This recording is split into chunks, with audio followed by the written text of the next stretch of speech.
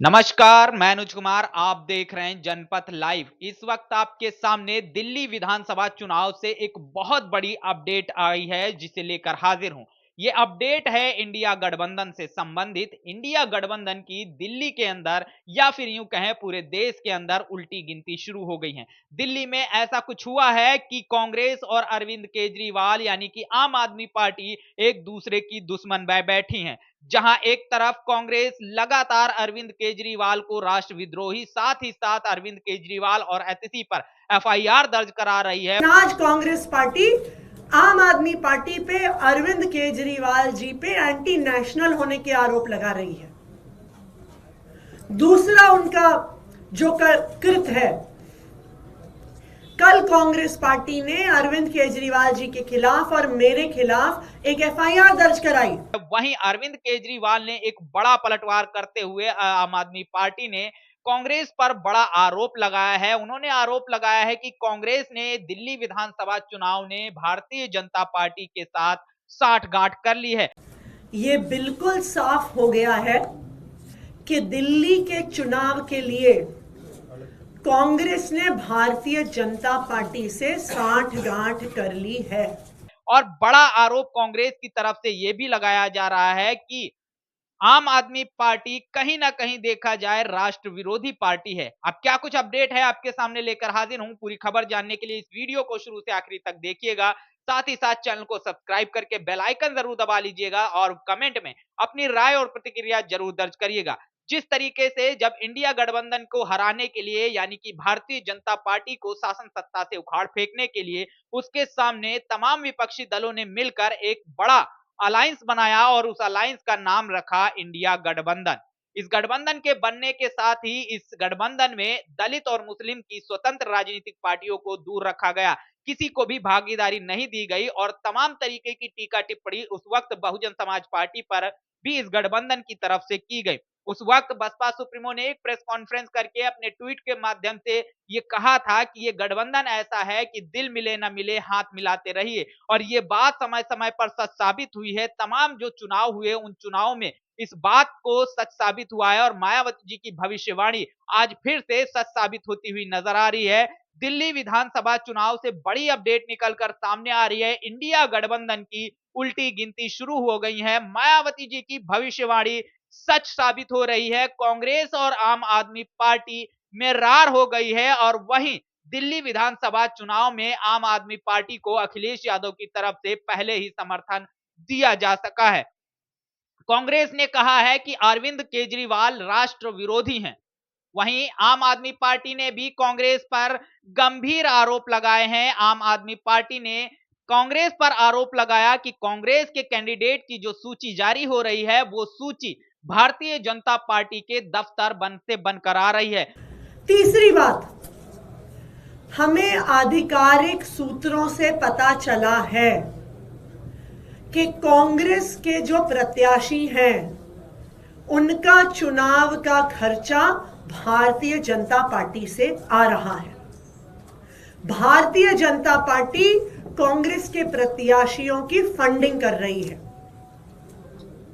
तो आज हम कांग्रेस पार्टी से ये पूछना चाहते हैं कि वो दिल्ली में भारतीय जनता पार्टी को क्यों चुनाव लड़वा रहे हैं। आज कांग्रेस पार्टी की सूची आप देखिए, लगता है बीजेपी के दफ्तर से बन के आ रही। आप इसकी समीक्षा कीजिए। ऐसे ऐसे लोगों को चुनाव में उतारा जा रहा है जिनका मकसद सिर्फ और सिर्फ आम आदमी पार्टी को नुकसान पहुंचाना है। वहीं आम आदमी पार्टी ने कांग्रेस पर भारतीय जनता पार्टी के साथ साठगांठ का भी आरोप लगाया है। वहीं कांग्रेस ने आम आदमी पार्टी के मुखिया अरविंद केजरीवाल और आतिशी पर एफआईआर भी दर्ज कराई है। आम आदमी पार्टी का दावा है कि कांग्रेस बीजेपी को दिल्ली के अंदर चुनाव लड़वा रही है। आम आदमी पार्टी कांग्रेस को इंडिया गठबंधन से बाहर करने की बात कही है। आम आदमी पार्टी ने कहा है कि वो अपने तमाम विपक्षी राजनीतिक दलों से बातचीत करेगी, इंडिया दल के तमाम दलों से बात करेगी और बात करके कांग्रेस को इस गठबंधन के बाहर रास्ता दिखाएगी। तो फिर आम आदमी पार्टी इंडिया गठबंधन के बाकी सभी घटक दलों से बात करेगी कि कांग्रेस पार्टी के साथ अब एक अलायंस में नहीं रहा जा सकता। आम आदमी पार्टी ने यह दावा भी किया है कि कांग्रेस की जो सूची है वो बीजेपी की कार्यालय से बनकर आ रही है।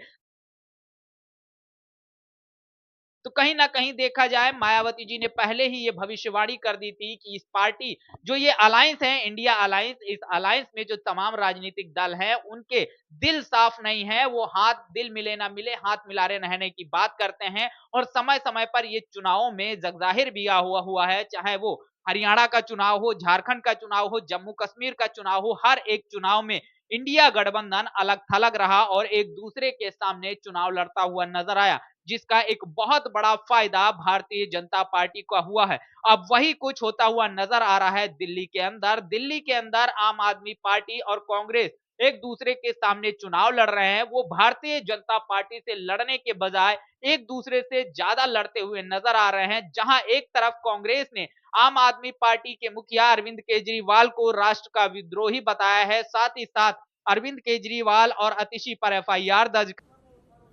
उन्होंने सारी हदें पार करके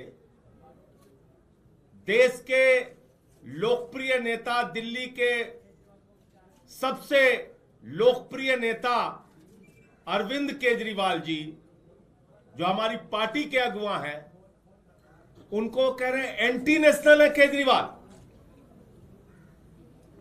केजरीवाल अगर एंटी नेशनल है, आज तक अजय माकन ने या कांग्रेस पार्टी ने दिल्ली में किसी बीजेपी के नेता को एंटी नेशनल नहीं बोला।